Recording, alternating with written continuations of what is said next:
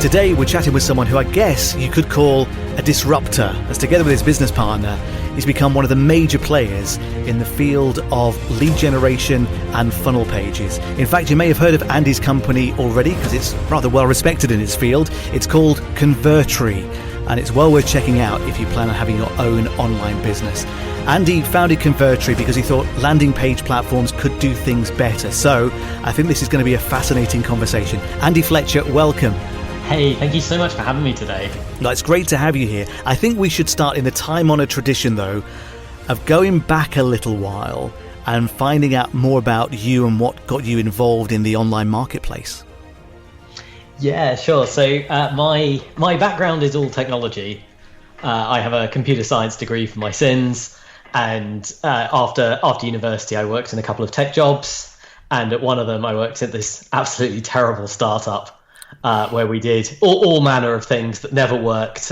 We burned through a lot of venture capital while I worked there. I'd like to add that wasn't my fault. And one of the things we did was celebrity websites. So my stupidest claim to fame is that I worked on the official website for Ant and Dec. Nice. Which also dates me rather a lot too.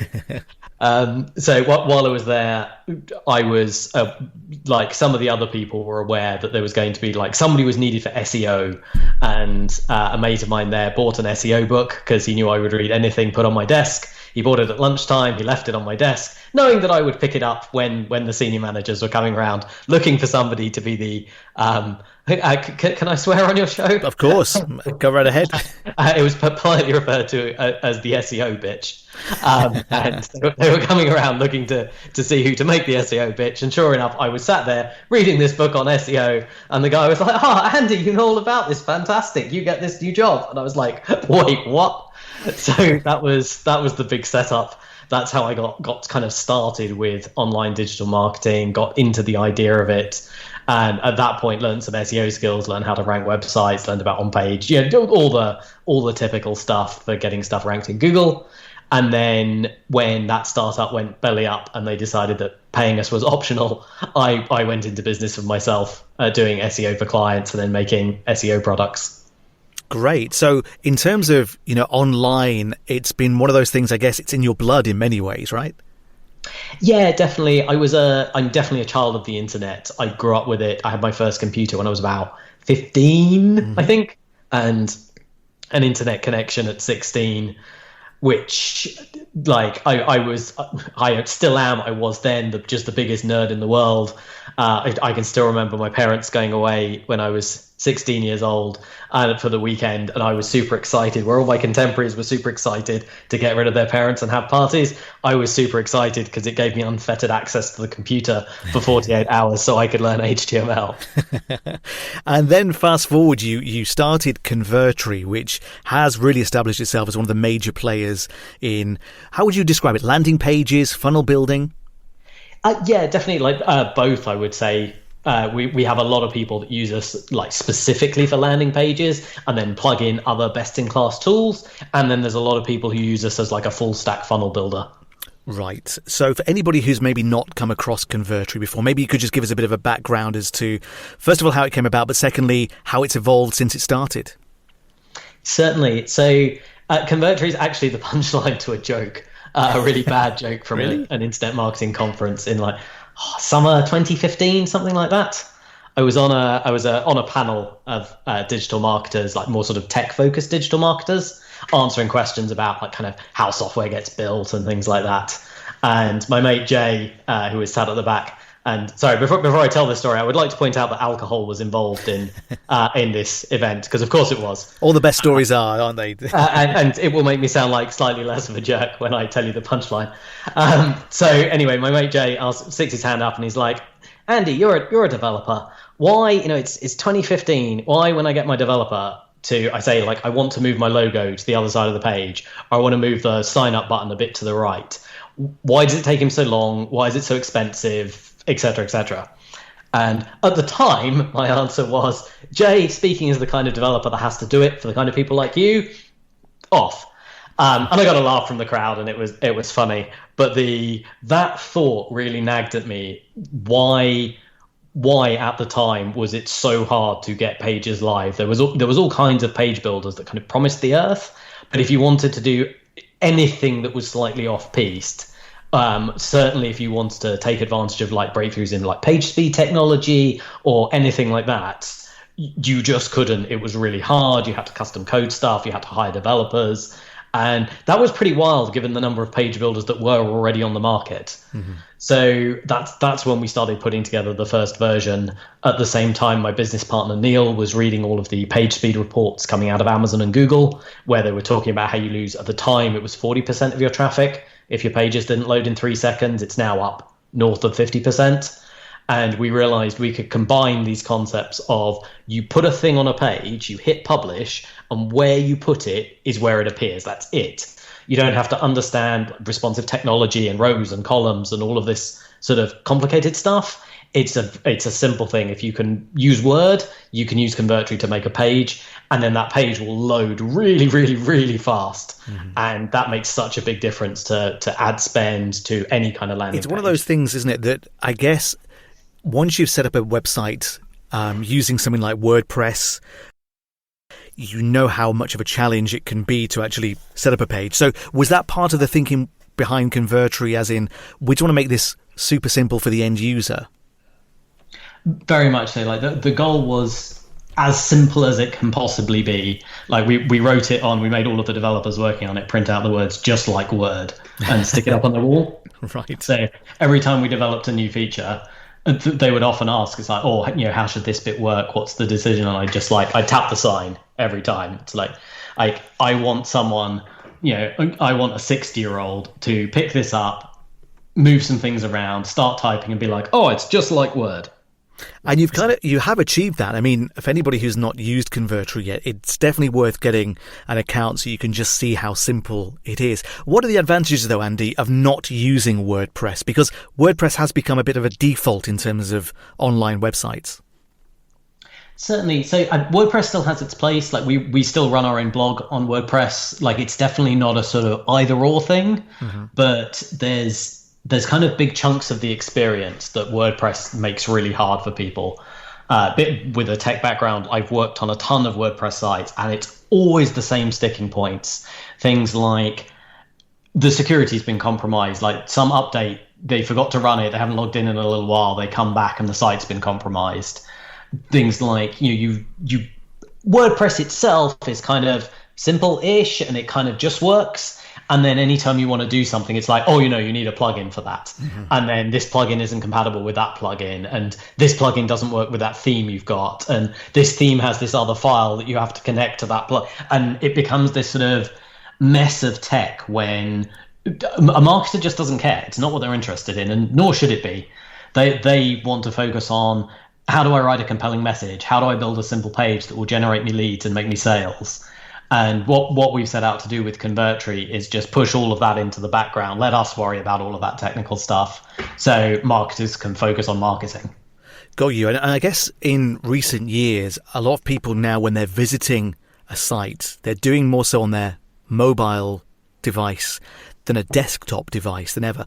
And how has that affected Convertri and how you develop Convertri itself? Yeah, that's a really good question. So Convertri gives you a mobile specific mode, which to our knowledge, hardly any other builder out there does. Whereas most give you sort of it's a responsive design. So you design the desktop page and then it will produce the mobile mode based on that. But whatever it produces, that's it. You can't really influence it that much. Mm-hmm. With Convertri, we'll still produce an automatic mobile mode for you, but then you have complete control. You can move things around, custom fit it, change all the scaling, change any part of it you want to really craft that mobile experience. And that makes such a huge difference to conversion rates. Even simple things like being able to hide certain things on mobile, maybe shrink the headline font down, or just swap the ordering around by simply dragging things up and down the page makes a really big difference to that mobile conversion experience. And that's super important these days, I guess, because more and more people are using their mobile device for more and more things. So I guess it makes sense that when you have would you call it like a mobile first approach? I wouldn't say. I'm a bit reticent on the whole sort of mobile first thing. Okay. I still encourage people to think about the desktop experience and then scale it down to mobile. The trying to design mobile first and then add things into the desktop, I find causes people to leave out key elements they really wish they had on a mobile device. Makes sense. So we encourage people. It's like build the desktop version, like generate the automatic mode, and then think about what stuff you're taking out, rather than building one thing and then adding things in and being like, oh yeah, my testimonials should really be on the mobile site as well. Makes sense. When you have a site with Convertri, because it's not just about the landing pages or the funnel that you can build, but it's also about the checkout process, I guess, as well. And Convertri is really good at being able to have, it's almost like an all-in-one solution. But if you don't want to use Convertri's built-in checkout systems, you can, I guess, attach others as well. Can you just talk a little bit about what you're finding now out in the real world and how people are paying online? Because before, I guess, it was so difficult to get out your credit card, enter all your details. But now with things like Apple Pay or Google Pay, mobile wallets, I guess, has that made things easier, or, are we still in the infancy of that? We're definitely still in the infancy of that. Our industry has a bit of a fetish with sort of like the latest, greatest technology. Mm-hmm. And while there's, Apple Pay's big, like all of these wallets are big business now.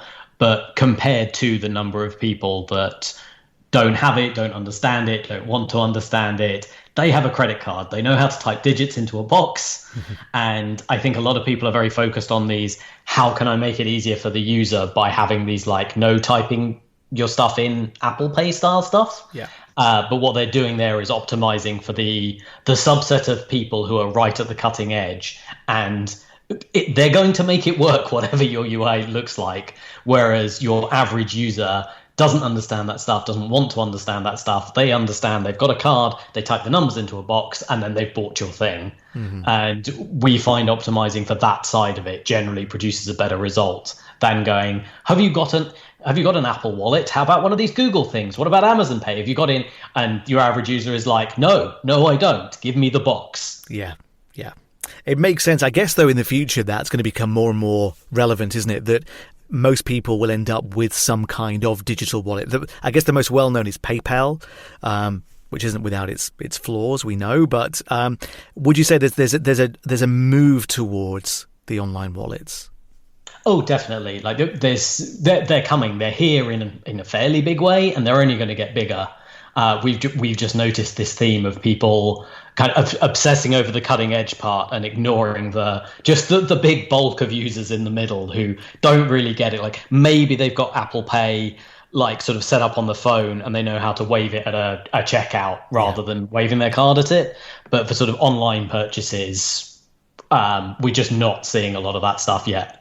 Makes sense. Now, being in the advantageous position of the owner of a platform, I guess you get to see the various ways people are using the software. But what are some of the biggest mistakes that you see people making online? Oh, there's a really good question.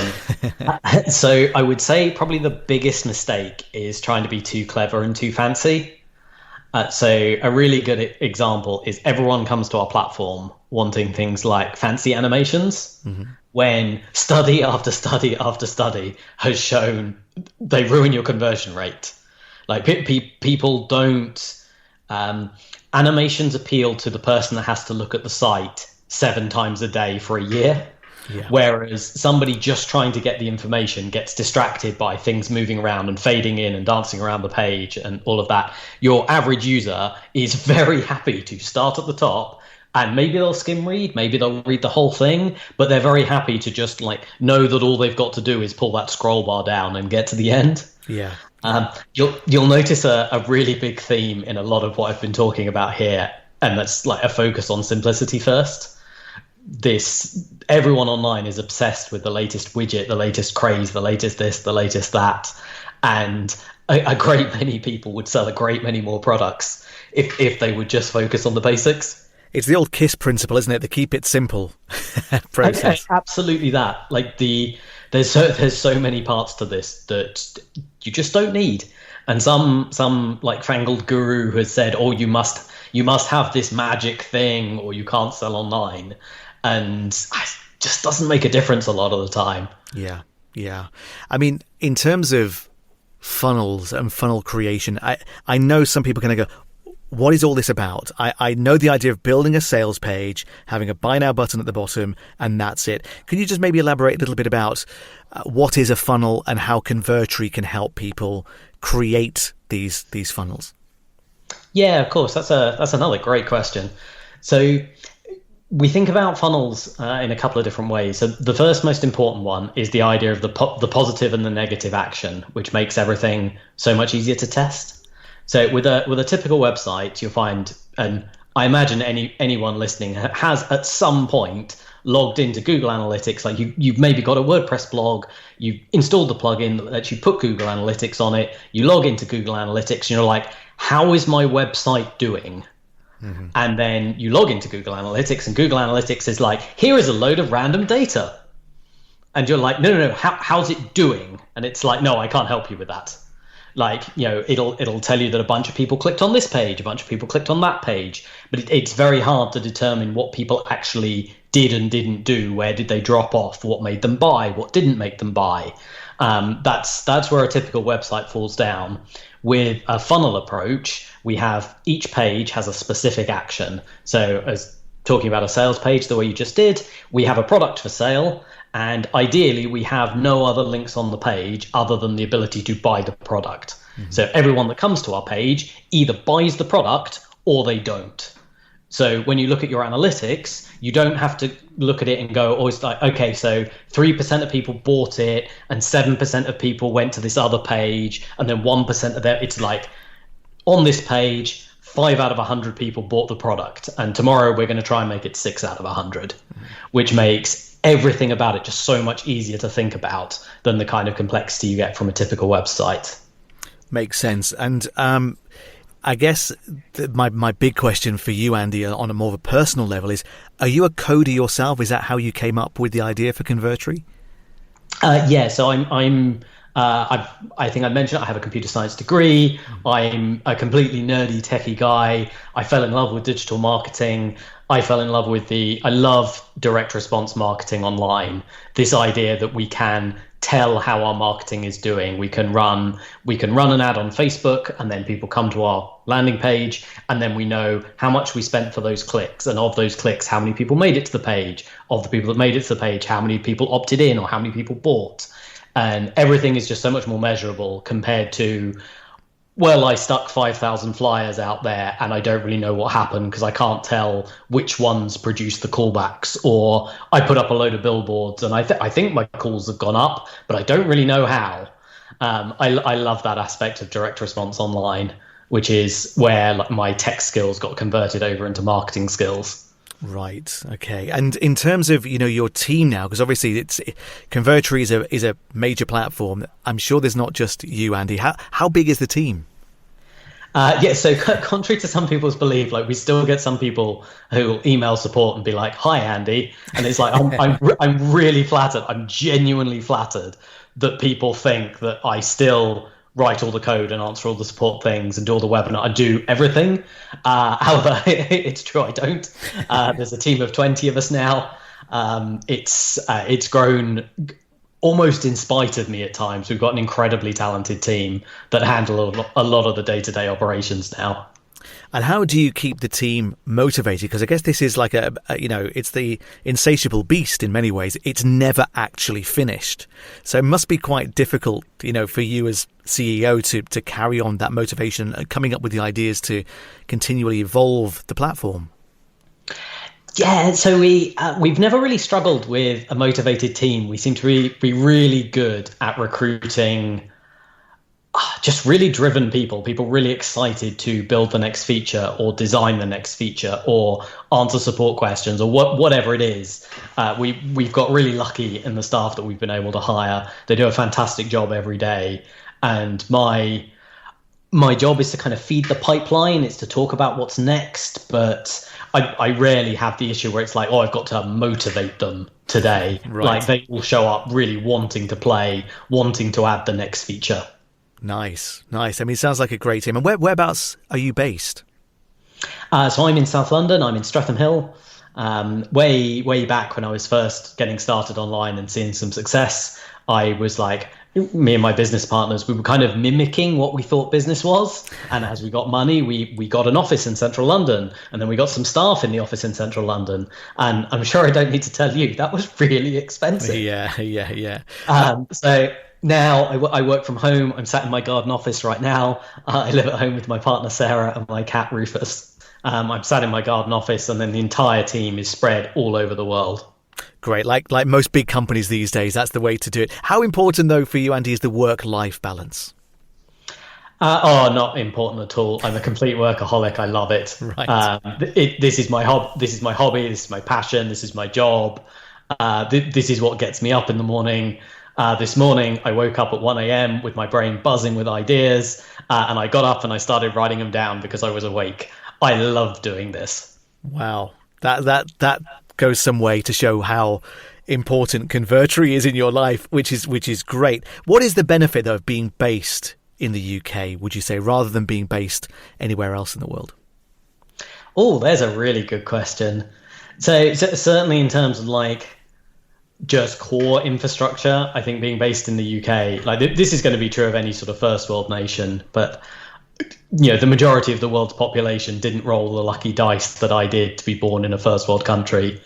In terms of the UK over somewhere like America, though, or France, Germany, any first world nation, I'm honestly not sure it makes the greatest difference these days.